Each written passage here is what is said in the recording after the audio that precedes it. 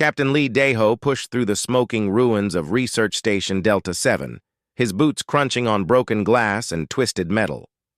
The distress signal had stopped 3 hours ago, but Terran Command ordered his squad to investigate anyway. Whatever had attacked this place was long gone by now. Or so he thought.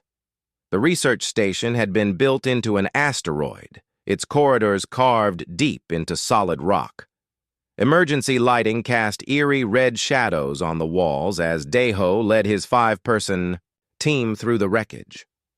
Sergeant Kim Young-soo stayed close behind him, rifle ready, while the others spread out to check for survivors. "Sir!"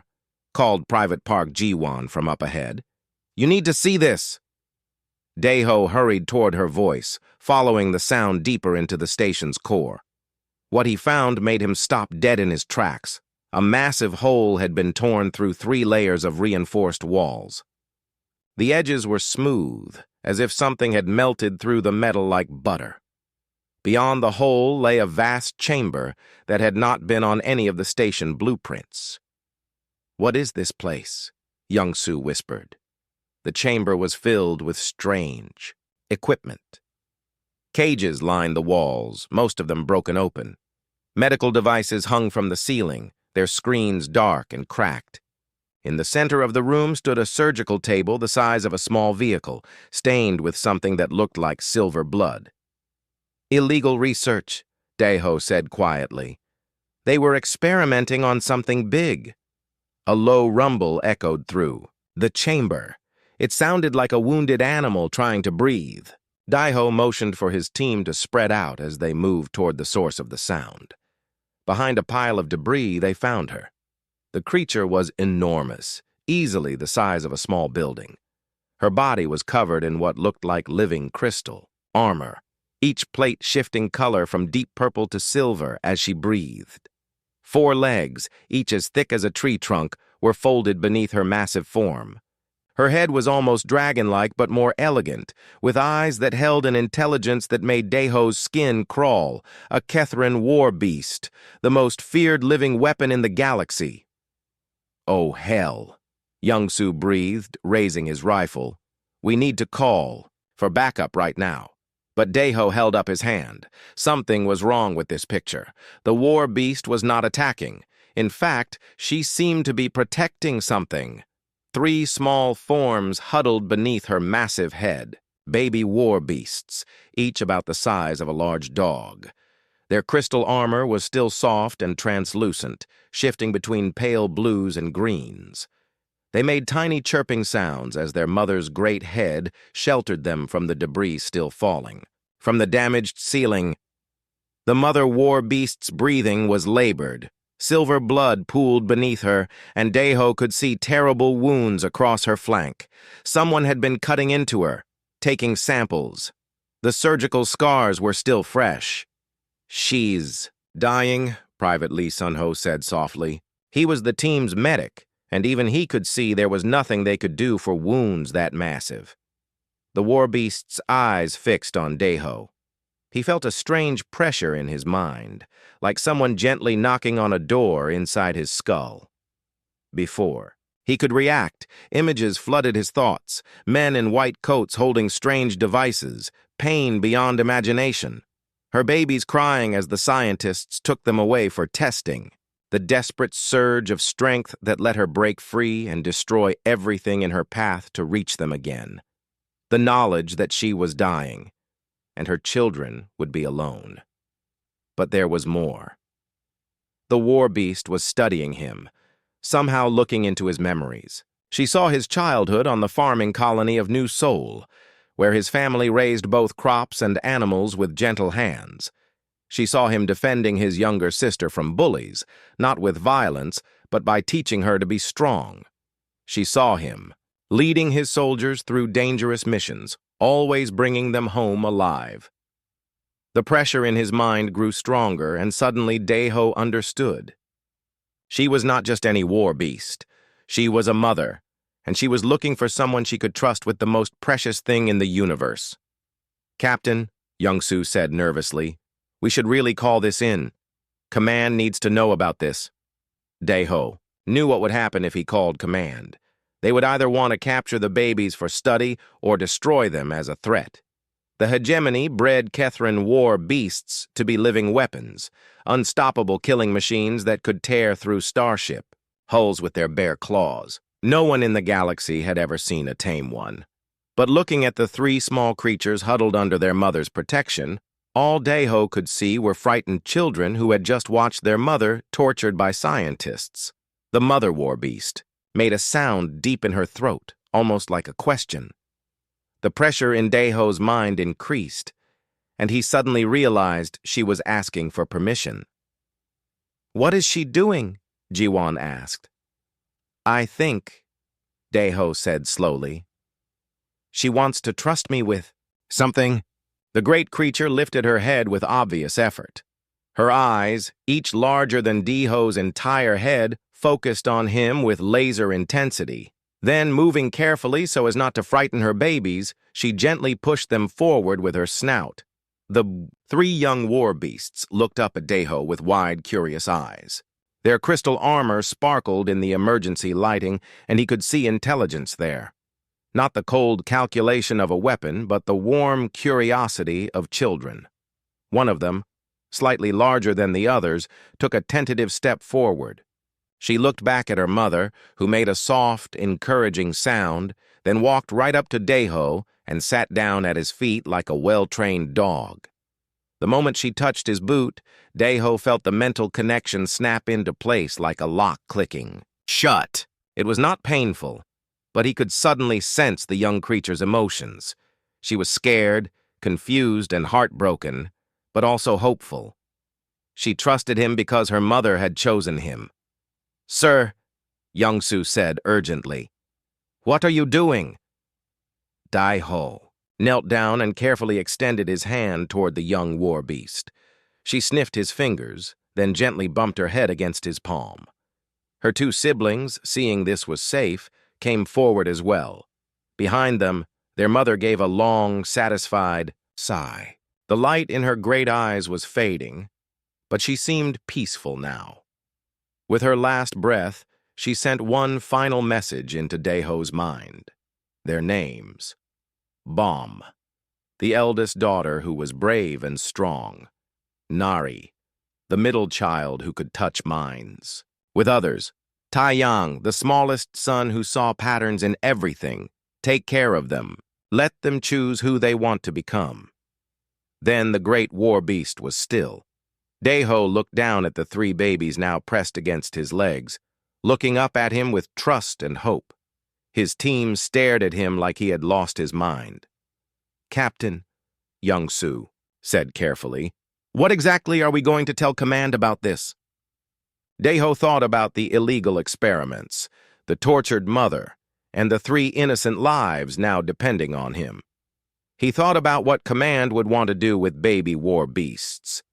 Then he thought about his family's farm on New Sol, where every creature was treated with kindness and given a chance to grow.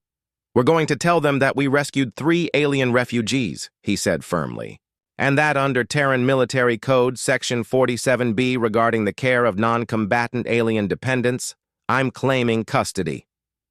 "Sir, that regulation is for things like alien pets and livestock." Deho looked down at Bomb, who was now purring softly as she pressed against his leg. "That's exactly what they are. They're children who need a home." As his team called for transport, Deho sat down among the debris and let the three young war beasts curl up around him. They were no longer weapons. They were family, and he was going to make sure they had the chance to decide for themselves what they wanted to become. 3 weeks after bringing the war beast cubs to New Sol, Captain Deho watched his sister Minji approach the barn with obvious nervousness. The 3 young Kethrans had grown considerably since their arrival, each now the size of a small horse. Their crystal armor had hardened and begun showing more complex patterns, but they still chirped and played like oversized puppies. "They won't hurt you," Deho assured his sister as she hesitated at the barn door. "They're just curious about everything." Minji clutched her research tablet tighter. As New Sol's head xenobiologist, she had studied dozens of alien species, but never anything this potentially dangerous. The galactic databases say Kethrin warbeasts are bred to kill anything that moves. Are you sure they're safe? Before Deho could answer, Bomb poked her great head around the barn door. The eldest of the three cubs had grown the fastest, and her crystal plates now showed deep purple and silver patterns. She looked at Minji with bright, intelligent eyes and made a soft, questioning sound. "Hello there," Minji said carefully, holding out her hand like she would to any nervous animal. Bomb sniffed delicately at her fingers, then gently bumped her head against Minji's palm. The scientist gasped as she felt the brief, mental touch that all Kethrins used to communicate. "She says welcome," Deho translated, sensing the emotion through his bond with the cubs. "She's excited to meet you because she knows you grow things." This was the mystery that had been puzzling Deho for weeks. Instead of showing the aggressive hunting instincts that Kethrin warbeasts were famous for, his three adopted children seemed drawn to completely different activities. Bomb spent most of her time in the family's greenhouse, carefully watching Minji's father Hyunwoo tend to the crops. The old farmer had been skeptical about having alien predators on his land, but Bomb's gentle curiosity had won him over.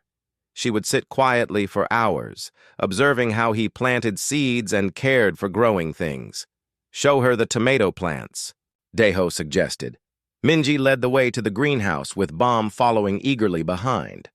The moment they stepped inside, something remarkable happened. Bomb's crystal plates began to glow with a soft green light, and the plants around her seemed to perk up visibly. "Incredible," Minji whispered, taking readings on her tablet. "She's generating some kind of growth field. The plants are absorbing nutrients 40% faster than normal." But that was not the most amazing part. Bomb walked carefully between the rows of plants, occasionally stopping to examine one more closely. When she found a plant that was struggling or diseased, she would gently touch it with her snout and emit a different frequency of light. Within minutes, sick plants began to recover. "She's healing them," Minji said in wonder. "Somehow she can sense what each plant needs and provide it." Outside the greenhouse, Nari was engaged in her own strange behavior. The middle child had always been the most emotionally sensitive of the three, and she had discovered something that fascinated her more than any combat training ever could: the colony's children. Little Park Sumin had been crying when her mother brought her to the farm for the weekly vegetable delivery.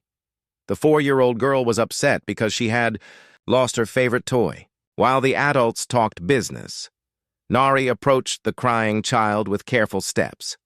The young war beast was now almost as tall as a grown human at the shoulder, but she moved with incredible gentleness around the small girl. She lowered her great head until she was at eye level with Sumin and made a soft, musical sound. Suddenly, Sumin stopped crying.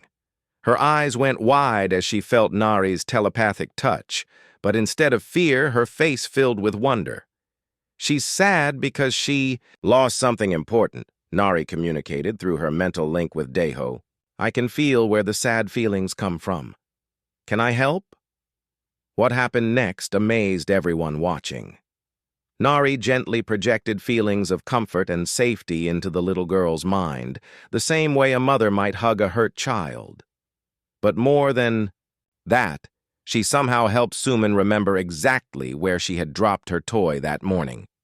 Within an hour, the toy was found and returned, and Sumin was laughing and trying to braid flowers into Nari's crystal mane. Word spread quickly through the colony about the young war beast who could comfort crying children and help people find lost things. But if Bomb and Nari's new interests were surprising, Taeyang's obsession was completely baffling. The smallest of the three cubs had spent his first week on New Seoul following Daeho's father around the farmhouse, watching everything the old man did with intense concentration. Hyunwoo cooked all the meals for the extended family, and Taeyang seemed fascinated by every step of the process. "He just sits there and stares," Hyunwoo complained to his son. "Those big eyes watching every single thing I do. It's unsettling." But Daeho had begun to notice something strange. Whenever Hyunwoo made bread, Taeyang's crystal plates would shift into complex geometric patterns. When soup was cooking, the patterns changed to flowing, liquid-like designs. It was as if the young Warbeast was somehow seeing the molecular structure of the cooking process. The breakthrough came when Hyunwoo fell ill with a fever and could not cook dinner for the family. Taeyang, who had been restless all day, suddenly walked into the kitchen and began moving around with purpose. Using his claws with incredible delicacy, he began mixing ingredients. He could not use the stove safely, but his crystal plates began to glow with controlled heat. Within 2 hours, he had produced a meal that tasted better than anything Hyunwoo had ever cooked. "This is impossible," Minji said, analyzing samples of Taeyang's cooking. He's somehow intuiting the exact molecular combinations needed for perfect flavor and nutrition. This bread has the ideal protein structure for human digestion, but it also contains nutrients that are perfect for Kethran biology. The three cubs were not just learning human activities. They were improving them in ways that no one could have imagined. But their transformation was not going unnoticed by the galaxy at large. The Terran colonial news had picked up the story of the tame war beasts living on a farming colony, and the reports were spreading to other worlds. Captain Lee's miracle cubs learned to farm and cook ran on news feeds across human space. The reactions were mixed. Some species were fascinated by the idea that the galaxy's most feared predators could be gentle. Others were terrified by the implications. The hegemony, the alien empire that had originally created the Kethran war beasts, was furious. "These creatures are military property," declared Overlord Kranix in an official statement. "They have been corrupted by exposure to human weakness. We demand their immediate return for proper reconditioning." But on New Sol, 3 young beings who had been bred as weapons continued to choose a different path every day. Bomb worked alongside Minji to develop new farming techniques that could feed entire colonies more efficiently. Nari began helping the local doctor treat patients with emotional trauma, her telepathic abilities offering comfort that no medicine could provide. Taeyang started a small bakery in town, his perfect pastries bringing joy to everyone who tasted them. They were still growing, still learning, still becoming something the galaxy had never seen before. And every day, they chose creation over destruction, kindness over violence, and family over conquest. Daiho watched them work and play with the human colonists, and he knew their mother had made the right choice. These were not weapons anymore. They were his children, and they were going to change the galaxy's understanding of what it meant to be strong. Dr. Elena Vasquez stepped off the transport shuttle onto New Sol with her equipment cases and a head full of theories about what she would find. As the galaxy's leading expert on xenopsychology, she had been sent by the Terran Science Council to study the anomalous Kethran specimens that were causing such a stir in the news. She expected to find either broken creatures driven insane by human interference or dangerous predators barely held in check by luck and ignorance. What she found instead made her question everything she thought she knew about alien psychology. Her first meeting with the cubs took place in the town square of New Sol's main settlement. A crowd of human colonists had gathered to watch Taeyang demonstrate his latest creation, a 3-layer cake that somehow tasted different to each person who tried it, perfectly matching their individual preferences. "That should be impossible," Dr. Vasquez muttered, watching the young war beast carefully adjust the molecular structure of his frosting with controlled heat from his crystal plates. "Kethrans have no natural understanding of alien biochemistry. He learned by watching and tasting," explained Minji, who had become the cub's unofficial scientific observer. "But it's more than that. He seems to understand the emotional connection between food and memory. That cake doesn't just taste good, it tastes like home to whoever eats it." Dr. Vasquez took a small bite of the offered cake and gasped. It tasted exactly like the birthday cakes her grandmother used to make when she was 7 years old, complete with flavors she had not experienced in 30 years. But more than that, Eating it made her feel the same warmth and safety she had felt in her. "Grandmother's kitchen. How is this possible?" she asked. Taeyang looked up at her with bright, curious eyes and sent a gentle telepathic message through Daiho, who had become skilled at translating for his adopted children. "He says that food is how creatures show love to each other. He wants to give everyone the feeling of being loved." Over the following weeks, Dr. Vasquez studied each of the cubs intensively, documenting abilities that challenged every assumption about Kethran biology and psychology. Bomb had transformed agriculture on New Seoul completely. Working with the colonists, she had developed new farming techniques that increased crop yields by 400% while using half the water and fertilizer. But her real breakthrough came when she began communicating directly with the planet's native plants. "She's not just growing earth crops anymore," Minji explained, leading Dr. Vasquez through Bomb's experimental gardens. "She's teaching our plants to work with the native species. Look at this." In the center of the garden grew something that should not exist, a hybrid plant that combined earth wheat with a native New Seoul vine. The result produced grain that was both nutritious for humans and helped restore minerals to the soil that had been depleted by years of colonization. The native plants were lonely, Bomb communicated through Daiho. They wanted to help feed the humans, but no one had asked them how. I asked, and they showed me. Dr. Vasquez ran genetic scans on the hybrid plants and found something remarkable. The modifications were not random mutations. They were precise, intentional changes that could only have been made by someone with an instinctive understanding of both species biology. "She's not just farming," Dr. Vasquez wrote in her reports. "She's conducting advanced genetic agriculture that our best scientists couldn't duplicate in a laboratory." Nari's abilities were even more extraordinary. The middle child had become the colony's unofficial therapist, helping humans deal with everything from childhood fears to combat trauma. Her telepathic abilities allowed her to understand emotional pain in ways that no human counselor could match.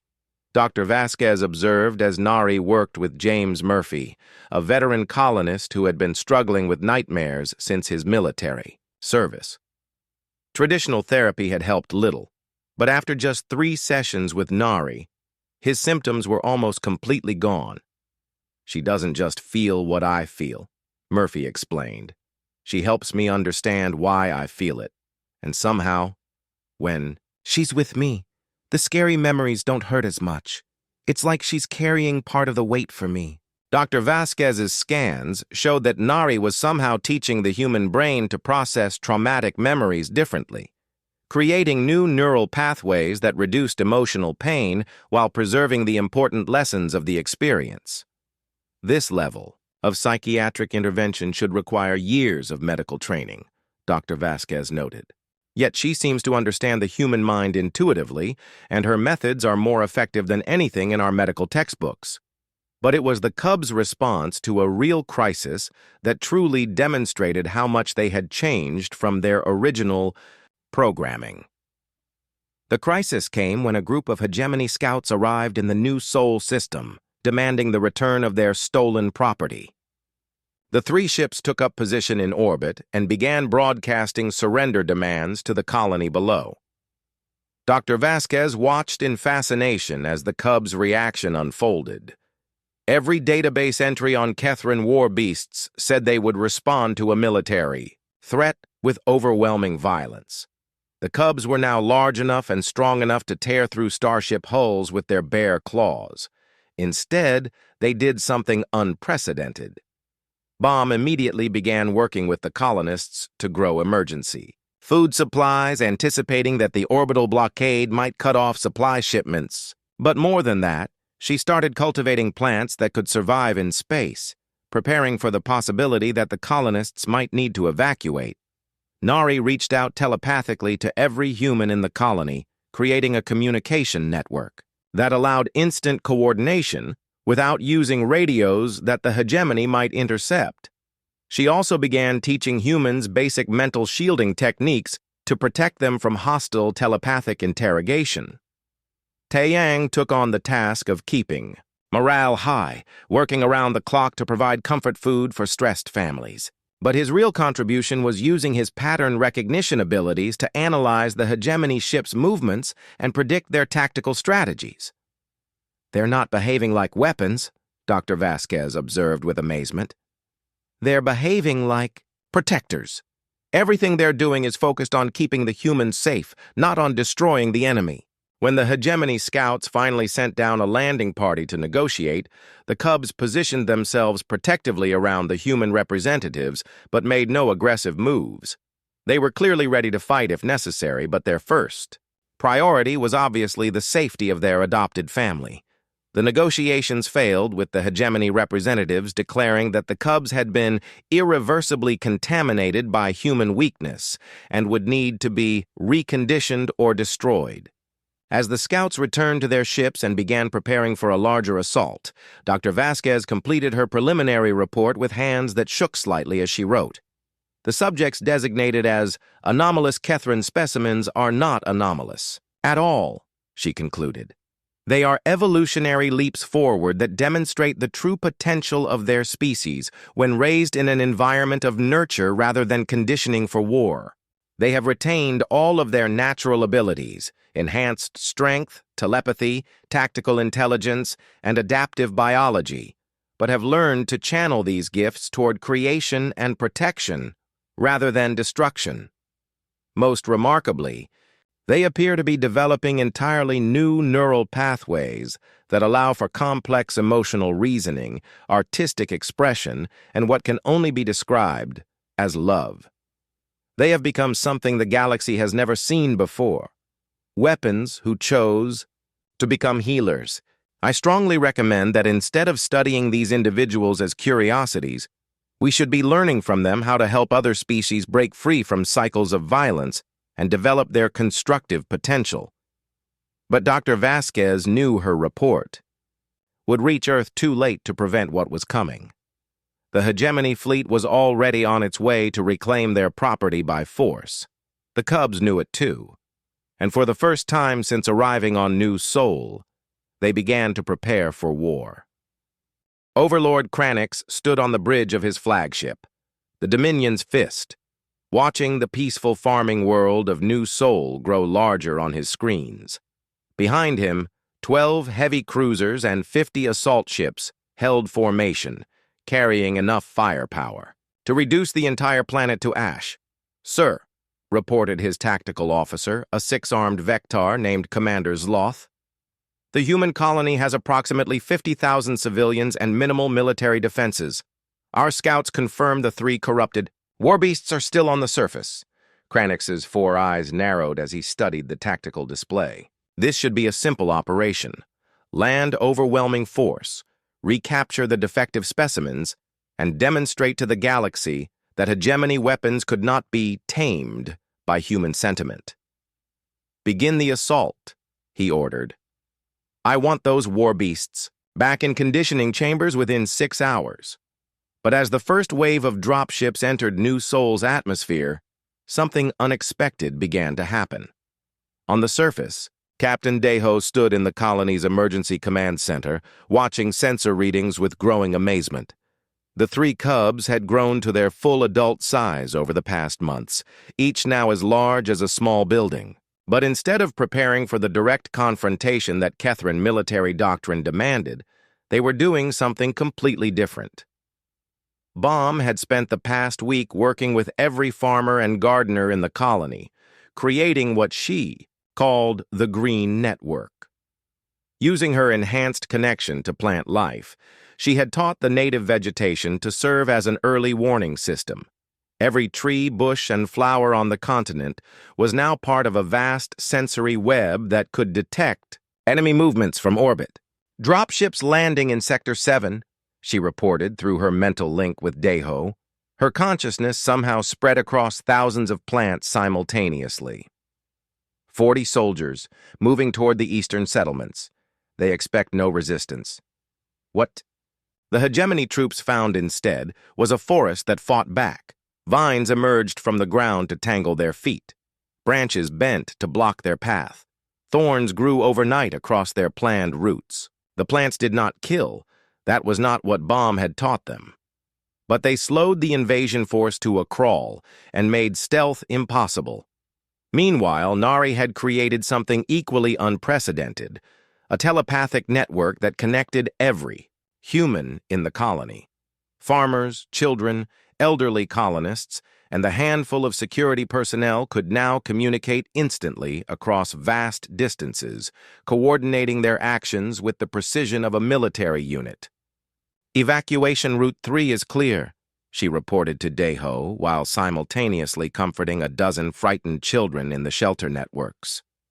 "Mrs. Kim's family needs help moving her grandfather, but the Johnson farm is ready to provide cover for the medical convoy."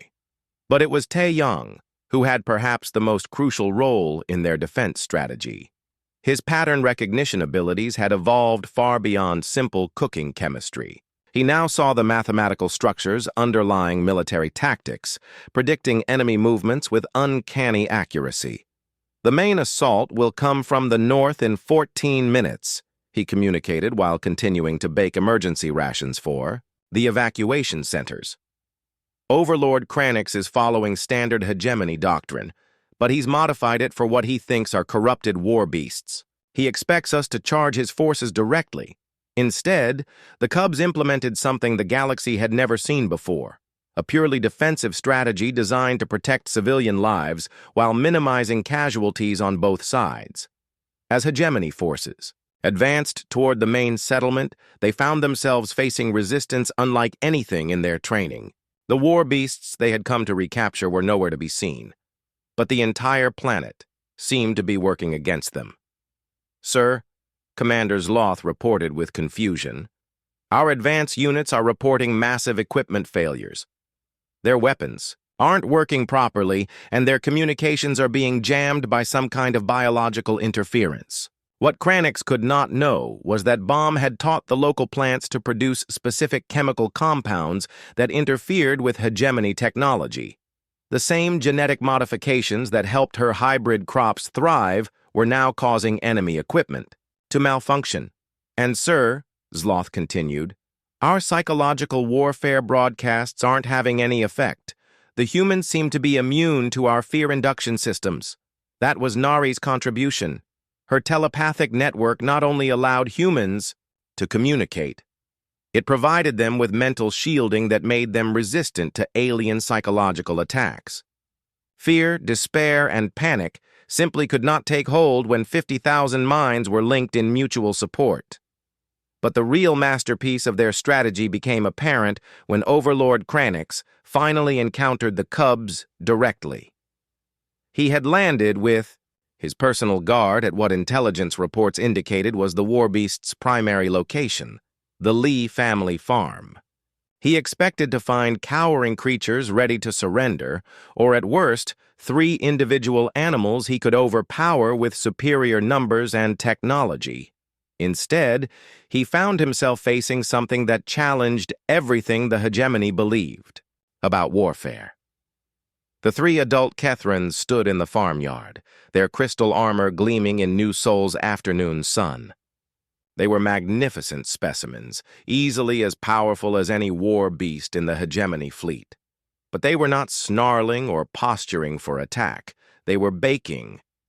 Tae-yang had set up an outdoor kitchen where he was producing hundreds of loaves of bread. The smell filled the air with warmth and comfort that made Kranix's soldiers hesitate despite their training. Bomb was tending to a garden where flowers bloomed in impossible colors, their beauty so stunning that several hegemony troops lowered their weapons just to stare. Nari sat surrounded by human children, teaching them to sing songs in perfect harmony. "Surrender the corrupted specimens immediately," Kranix demanded, his translation device making his words echo across the farmyard. "They are property of the hegemony and will be returned to proper conditioning." Captain Deho stepped forward, flanked by his father Hyun-woo and sister Minji. Behind them, hundreds of human colonists emerged from the surrounding buildings, not to fight, but simply to stand together. "They're not property," Deho said calmly. "They're family, and they've chosen their own path." Impossible, Kranix snarled. Warbeasts do not choose. They obey. That was when Bomb, Nari, and Tai Yang did something that sent shockwaves through. The hegemony forces. Moving in perfect coordination, they stepped forward and spoke in unison, not through telepathy to their human interpreters, but directly to Kranix in the ancient hegemony command language. We choose to protect those we love, their combined voices said. We choose to create rather than destroy. We choose to be more than weapons. We choose to be free. The words hit Kranix like a physical blow. In 3,000 years of hegemony, history, no warbeast had ever spoken for itself. They were bred to be living tools, incapable of independent thought or decision. Yet here were 3 specimens who had not only developed consciousness, but had used it to become something entirely new. Kill them, Kranix ordered his troops. Kill them all. Wipe out this corruption before it spreads. But as his soldiers raised their weapons, something remarkable happened. The 3 cubs did not attack. Instead, they simply stood their ground and began to sing. It was a sound like crystal bells mixed with whale songs, beautiful and haunting and completely impossible. The music seemed to resonate in the very air, and suddenly every hegemony soldier found himself thinking of home, not the conquests they had made, but the places they had come from before the war. Several troops lowered their weapons, tears streaming down their alien faces. Others began to question orders they had followed without thought for years. The song was Nari's gift, amplified by her siblings, the ability to awaken empathy even in those trained to suppress it. "What are you?"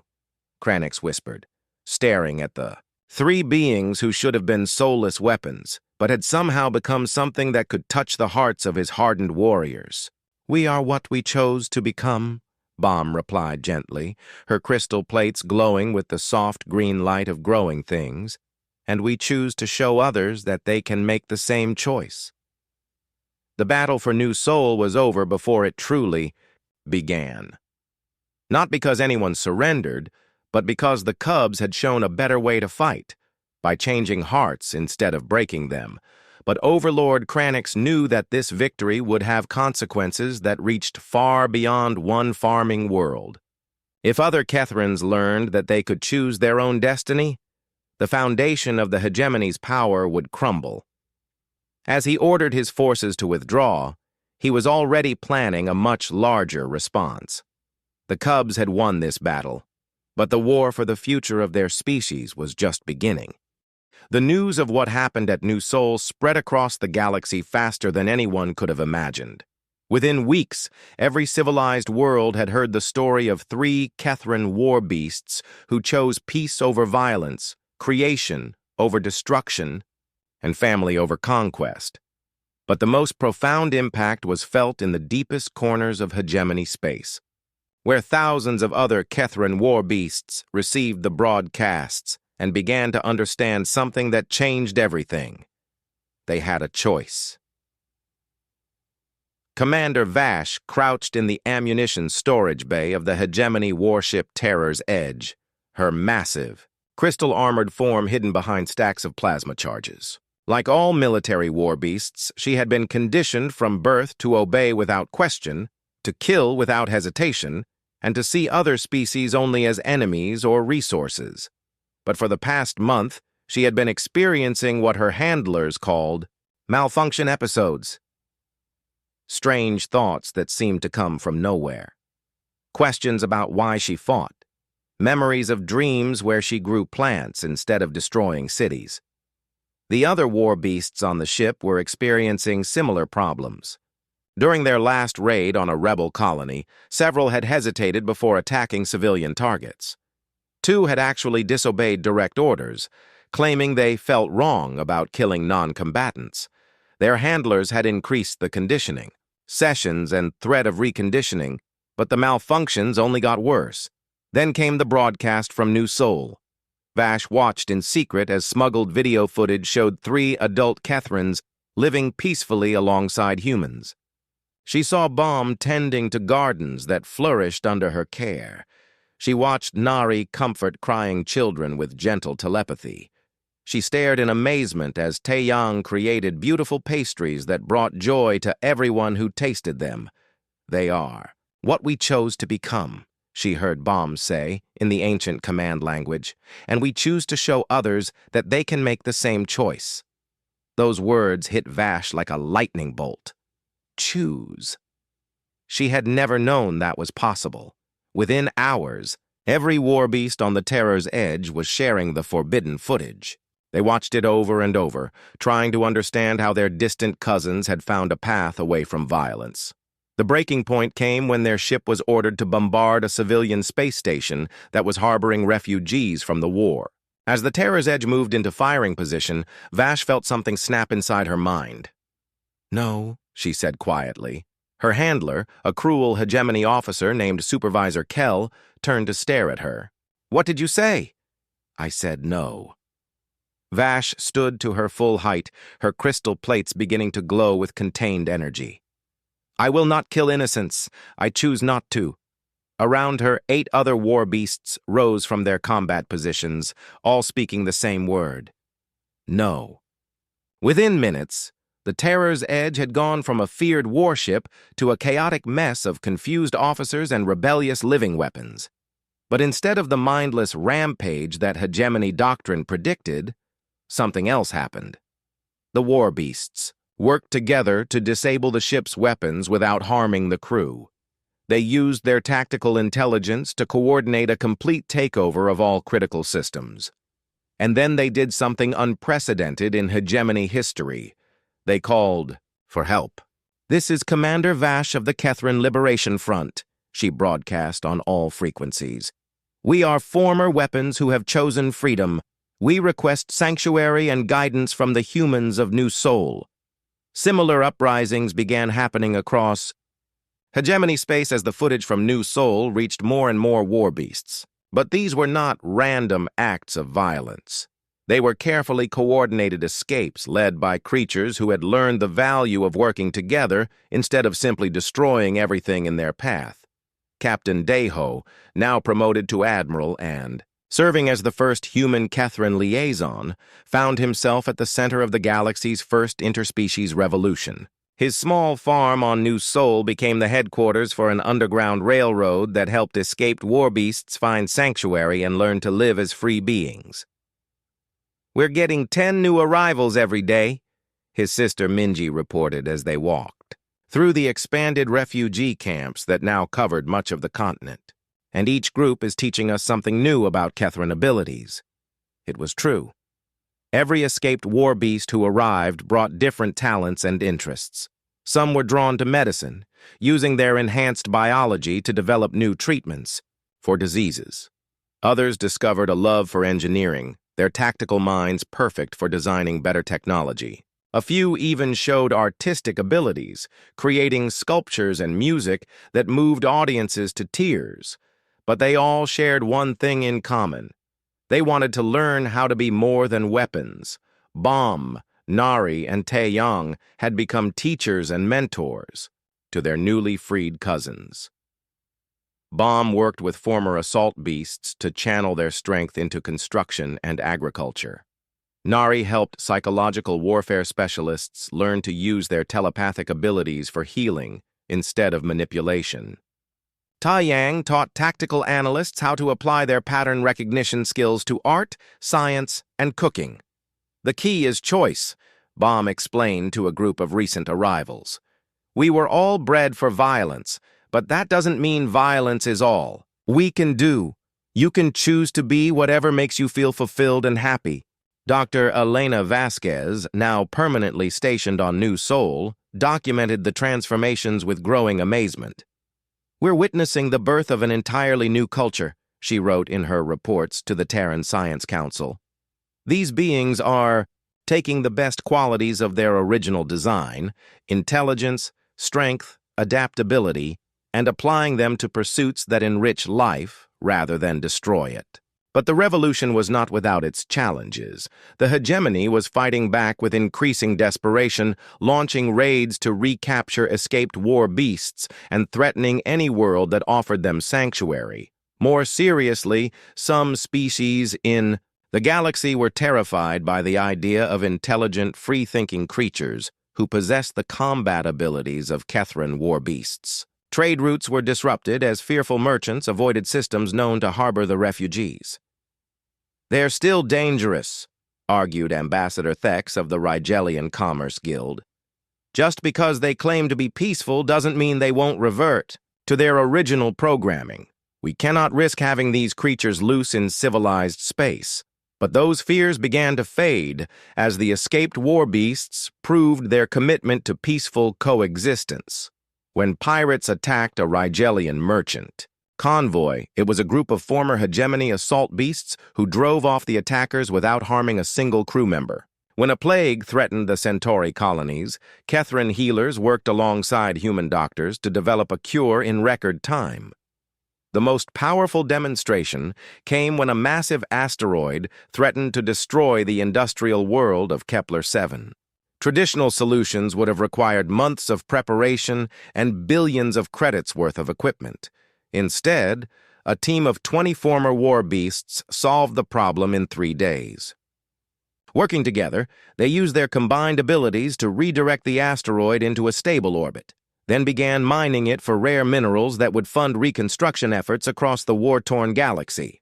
They saved 3 billion lives, reported the Kepler-7 news service.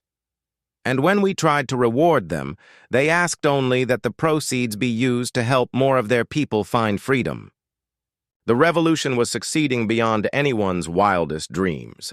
Hundreds of former weapons were finding new purposes as farmers, doctors, teachers, artists, and builders.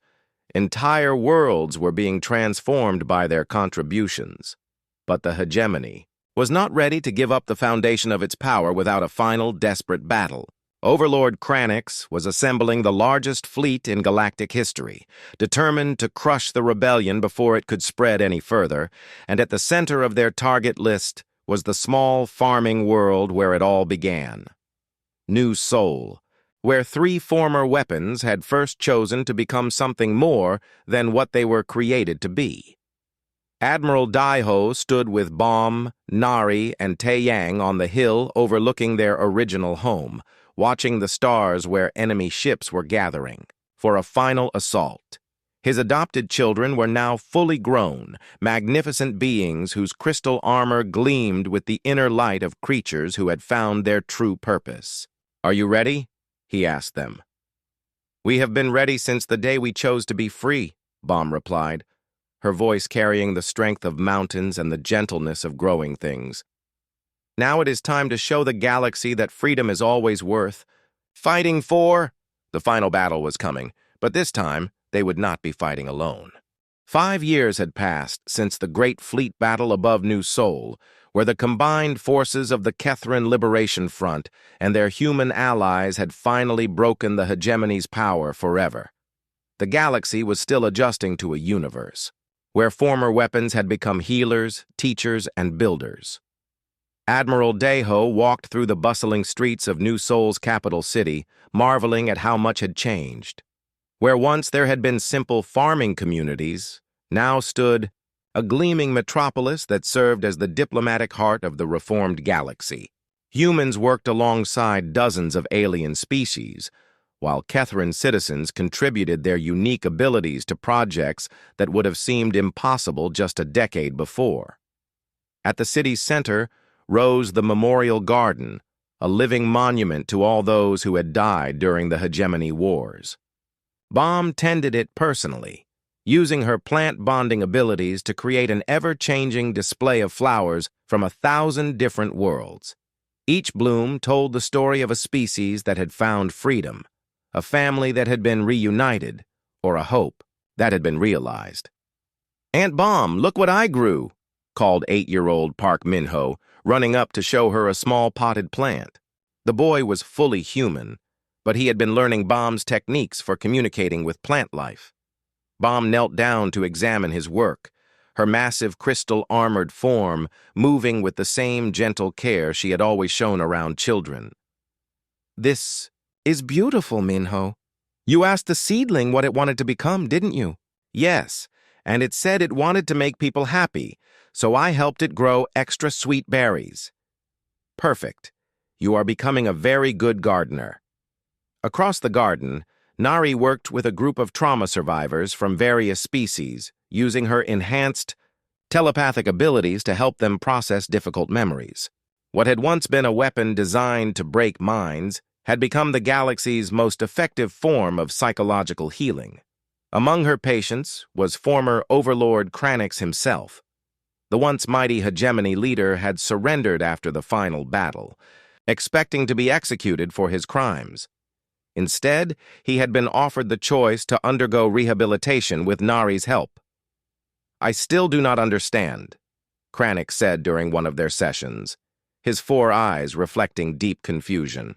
"Why did you not kill me when you had the chance? I caused so much suffering." "Because," Nari replied gently, "showing mercy is how we prove that we truly chose to be different. You were shaped by a system that taught you violence was the only way to maintain order. Now you have the chance to choose something else." It had taken 3 years, but Kranix was slowly learning to see other species as individuals rather than resources or threats. He now worked in the Memorial Garden alongside Bomb, helping to maintain the sections dedicated to hegemony victims. It was, Nari explained, part of his healing process. The sound of laughter drew Deho's attention to the community center, where Taeyang was teaching his latest cooking class. The former tactical analyst had become the galaxy's most celebrated chef, but more importantly, he had discovered that teaching others to cook was a way of teaching them to nurture and create. Today's class included students from 12 different species, all learning to prepare foods that would be nutritious and delicious for their own biology, while also appealing to their alien neighbors.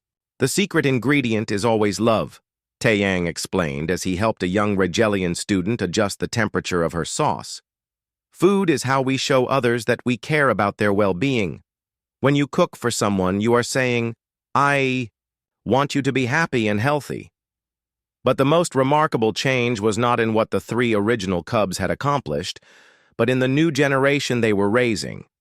Behind the community center, in a specially designed nursery that combined the best of human childcare with Kethran biological needs, the next generation of free Kethrans was learning to make their own choices from the very beginning. Bomb's 3 eggs had hatched 2 years earlier, producing cubs who had never known conditioning or been trained for violence. Instead, they were growing up in an environment of love, creativity, and infinite possibility. Little Sabyok, named for the dawn, spent her days learning about plants alongside human children in the nursery school.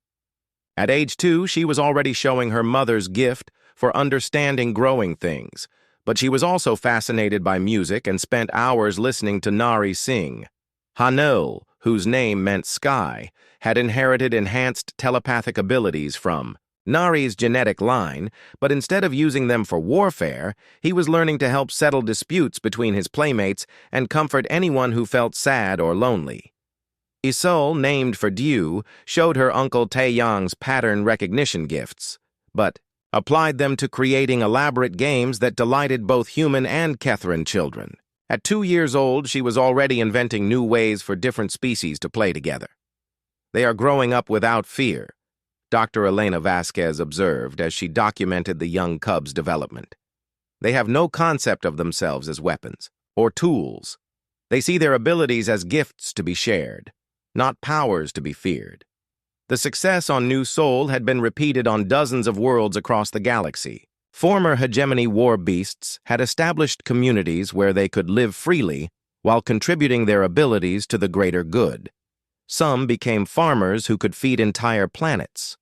Others became healers who could cure diseases that had plagued civilizations for centuries. A few even became artists whose work inspired hope across the stars.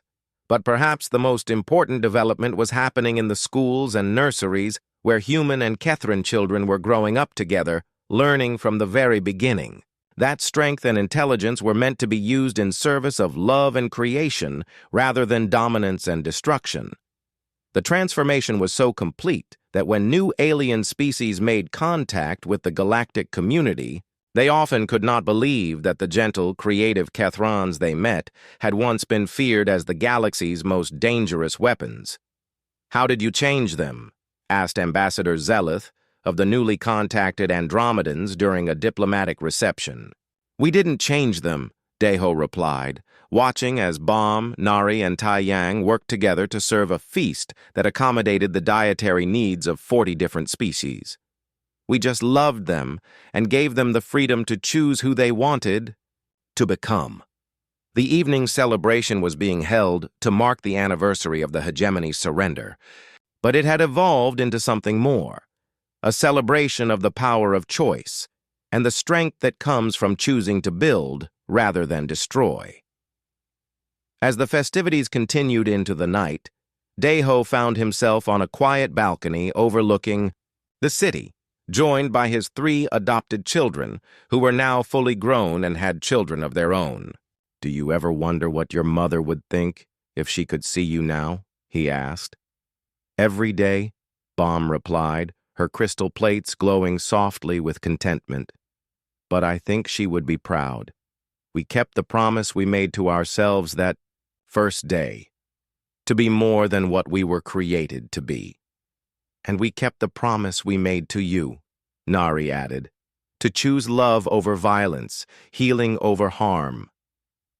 "But most importantly," Taeyang said as he arranged a plate of pastries that sparkled, like jewels in the starlight, "we kept the promise we made to our own children to give them a world where they can choose their own destiny."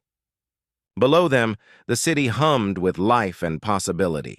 Humans and aliens worked side by side in laboratories developing new medicines, in studios creating art that moved souls across species barriers, and in schools where children learned that differences were something to celebrate rather than fear.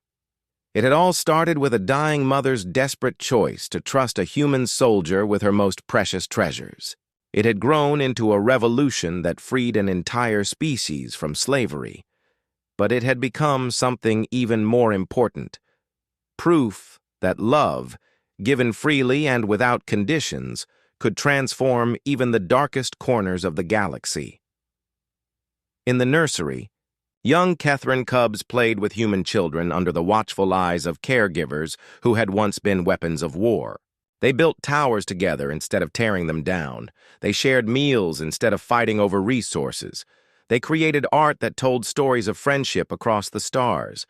And when the children asked their caregivers to tell them stories about the old days, about the time before freedom, the former Warbeasts would sit them down and share the most important lesson of all. "Once upon a time," they would begin, "there were creatures who were told they could only be one thing. But then they met some humans who showed them something wonderful, that what you are born as is not nearly as important as who you choose to become." "And what did they choose?" the children would ask, even though they knew the answer by heart. "They chose to be family," the storytellers would reply. "They chose to be free, and they chose to build a galaxy where every being, no matter what species or what they were created for, would have the same choice." The children would nod solemnly, understanding that they were living in the world that choice had created.